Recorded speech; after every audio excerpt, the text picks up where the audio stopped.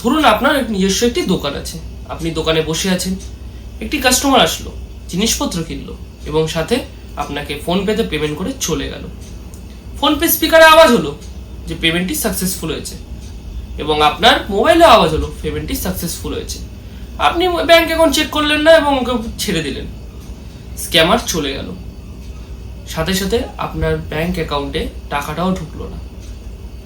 আপনি ভাবলেন হচ্ছেটা কি, ফোনপে বক্সেও আওয়াজ হলো, ওইখানে পেমেন্টটা আমাকে দেখালো যে পেমেন্ট সাকসেসফুল হয়েছে, আমার নামও ওখানে দেখালো, কিন্তু পেমেন্টটা কেন হলো না? তো আসি কেন হলো না পেমেন্টের কথাতে। বাজারে এখন নতুন ফোনপে স্ক্যাম অ্যাপ চলে এসছে, যেটা দিয়ে মানুষ বোকা বানাচ্ছে বিভিন্ন সাধারণ মানুষকে, বিভিন্ন দোকানদার, ব্যবসায়ীদের।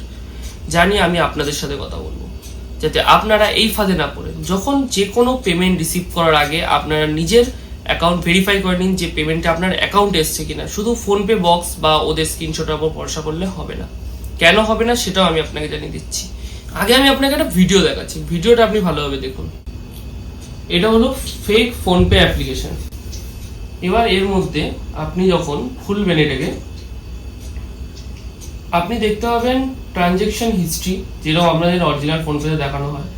তাছাড়া এখানে থাকবে স্ক্যান কোডের অপশন, যেরকম আমরা স্ক্যান করে লোককে পেমেন্ট করি। চলুন স্ক্যান করি।